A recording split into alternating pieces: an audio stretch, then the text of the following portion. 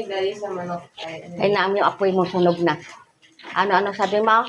Ako po gusto ni Daddy yung may kalamansi na manok. Kalamansi? Opo.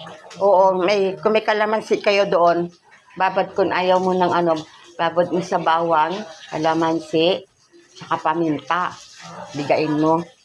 Bawang mansi at kaminta po. Oo, wala na tayo kasi kalamansi dito. Dapat binabad yun, wala na kalamansi eh. Sa gabi pa lang, ilabas mo na yung manok.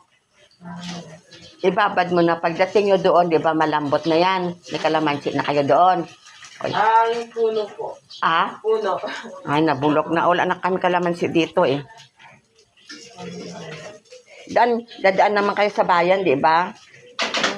Hindi po alam kay Daddy. Pero okay na rin yan muna. Ibabad mo na muna sa satoy. Sa patis at bawang. Pag nakabili na si daddy mo ng kalamansi, i-mix mo na lang. Pag nagprito nun, hinaan mo lang ang apoy. Initin mo muna ang mantika. Kawali kag mantika bago mo ilagay ang manok.